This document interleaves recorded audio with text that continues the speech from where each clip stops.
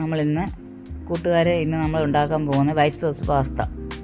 അതിനുവേണ്ടി നമ്മൾ മക്രൂണി എടുത്ത് കഴുകി വൃത്തിയാക്കി ഉപ്പ് ഇട്ട് വേവിച്ച് വയ്ക്കുക. അതിനുശേഷം ഒരു പാനെടുത്ത് അതിൽ ബട്ടർ ഇട്ട് അതിലേക്ക് മൈദയിട്ട് അതിന് വേണ്ടുന്ന രീതി അത് നല്ല ഇളക്കി യോജിപ്പിച്ച് നല്ല ഇതാക്കി കൊണ്ടുവന്നതിന് ശേഷം കട്ടയില്ലാതെ ഇളക്കി അത് വൃത്തിയാക്കുക.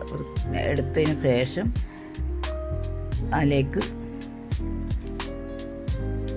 പാലൊഴിച്ച് മിക്സാക്കുക.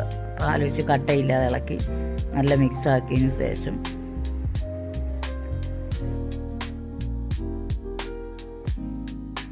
കുറേശ്ശെ പാലൊഴിച്ച് വൃത്തിയാക്കിയതിന് ശേഷം നമ്മളത് ഒറിഗാനോ, ചില്ലി ഫ്ലെക്സ്, കുരുമുളക് പൊടി ഇവ ഇത്രയും ചേർത്ത് വീണ്ടും മിക്സാക്കി പാസ്ത അതിൻ്റെ കൂടെ ഇട്ട് ഇളക്കി എടുത്തു കഴിഞ്ഞാൽ വൈറ്റ് സോസ് പാസ്ത ശരിയായിരിക്കും.